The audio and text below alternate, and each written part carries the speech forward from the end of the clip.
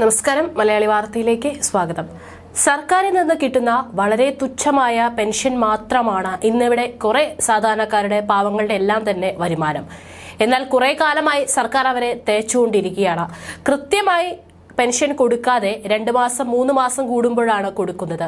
അതുമൂലം വലിയ കഷ്ടപ്പാടാണ് അതിനെ ആശ്രയിച്ച് മാത്രം ജീവിക്കുന്നവർ അനുഭവിക്കുന്നത്.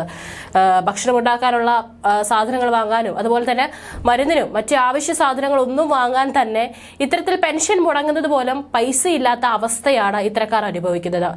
ബജറ്റിൽ ക്ഷേമ പെൻഷൻ വർദ്ധിപ്പിക്കുമെന്നതായിരുന്നു പ്രതീക്ഷയെങ്കിലും പെൻഷൻ വർദ്ധിപ്പിക്കില്ലെന്നായിരുന്നു ധനമന്ത്രി കഴിഞ്ഞ ദിവസം ബജറ്റ് പ്രഖ്യാപിച്ചപ്പോൾ പറഞ്ഞത്. ക്ഷേമ പെൻഷൻ കൃത്യമായി കൊടുക്കുമെന്നും ഇപ്പോഴുള്ള കുടിശ്ശിക കൊടുത്തു തീർക്കാൻ നടപടിയെടുക്കുമെന്ന് മാത്രമാണ് മന്ത്രി വാഗ്ദാനം ചെയ്തത്. സംസ്ഥാനത്തെ 62 ലക്ഷം ആളുകൾക്ക് പെൻഷൻ നൽകുന്നതിനായി പ്രതിവർഷം 9,000 കോടി രൂപ വേണ്ടിവരുന്നുണ്ടെന്നും കേന്ദ്ര സർക്കാർ നാമമാത്രമായ തുക മാത്രമാണ് ഇതിനായി നൽകുന്നതെന്നും അത് തന്നെ യഥാസമയം കിട്ടാറില്ലെന്ന് പറഞ്ഞുകൊണ്ട് ധനമന്ത്രി കൈയൊഴിയുകയാണ് ചെയ്തത്. അധ്വാനിക്കാനായി ആരോഗ്യം അനുവദിക്കാത്തവർക്ക് ആശ്രയമാണ് പെൻഷനും മറ്റ് ആനുകൂല്യങ്ങളും. എന്നാൽ സർക്കാരിന്റെ പിടിപ്പുകേട് കൊണ്ട് മലയാളികൾക്ക് പെൻഷൻ കിട്ടാക്കനിയാണ്. സദാസമയവും കേന്ദ്രത്തിനെ കുറ്റം പറയാൻ മാത്രം ഉത്സാഹം കാണിക്കുന്ന ധനമന്ത്രിയും അതിന് സമ്മതം മൂളാനായി മറ്റുള്ളവരും എന്ന അവസ്ഥയാണ് ഇന്ന്. വാർദ്ധക്യകാല പെൻഷൻ ലഭിക്കാത്തതിനെ തുടർന്ന് ഇപ്പോൾ ഒരു 90 വയസ്സുകാരിയായിട്ടുള്ള ഒരു അമ്മ റോഡരികിൽ കസേരയിട്ടിരുന്ന് പ്രതിഷേധിക്കുന്ന നെഞ്ചുലയ്ക്കുന്ന ചിത്രമാണ് സമൂഹ മാധ്യമങ്ങളിൽ നിറയുന്നത്. ഇടുക്കി ജില്ലയിലെ വണ്ടിപ്പെരിയാർ കറുപ്പുപാലം റോഡരികിൽ താമസിക്കുന്ന പൊന്നമ്മ എന്ന വൃദ്ധയാണ് റോഡരികിലിരുന്ന് പ്രതിഷേധിച്ചത്. ഏകദേശം 2 മണിക്കൂറോളമാണ് ഈ പ്രതിഷേധം നീണ്ടുനിന്നു. അവരുടെ പ്രായത്തെ നമ്മൾ നോക്കണം. 90 വയസ്സുണ്ട്. അവർക്ക് ഇതിനു വേണ്ടിയിട്ട് നടു റോഡിലിറങ്ങി വെറുതെ ചുമ്മാ ഷോ കാണിക്കേണ്ട ഒരു ആവശ്യമില്ല.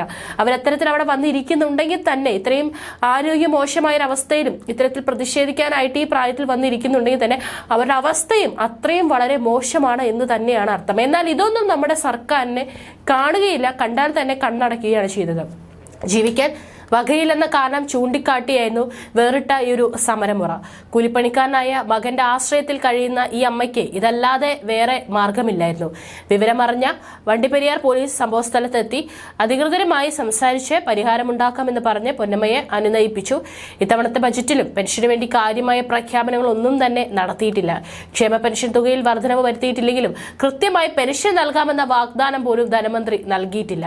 ഇത് എത്രമാത്രം പ്രാവർത്തികമാക്കും എന്ന് കണ്ടറിയേണ്ട തന്നെയാണെന്നാണ് ജനം പറയുന്നത്. നമുക്ക് മറിയക്കുട്ടി അമ്മയെ ഓർമ്മയുണ്ട്.